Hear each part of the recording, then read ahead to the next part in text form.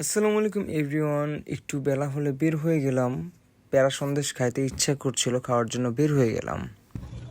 So everyone, আমি এখন ফেরিঘাটে চলে আসলাম, মান্দা ফেরিঘাটে। ভাইরাল যে সন্দেশ বা এইখানকার সন্দেশের স্বাদ সম্পর্কে তো আর নতুন করে বলার কিছু নাই, আপনারা তো সকলেই জানেন।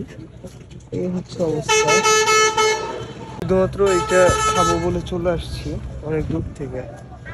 যাচ্ছে এখন নওগাঁতে।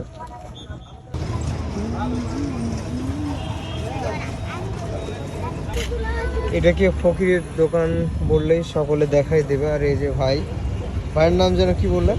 আমার নাম মোহাম্মদ মানিক হোসেন দেওয়ান। আমি আসছি মোটামুটি এখনো আপনার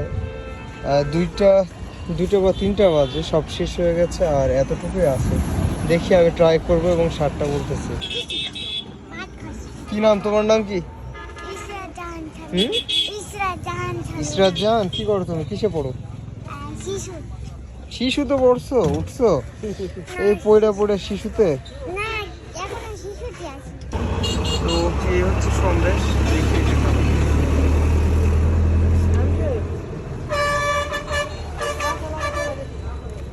অসাধারণ। আপনারা দ্রুত মান্দা ফেরিঘাটে চলে আসেন ফকির ভাইয়ের দোকানে।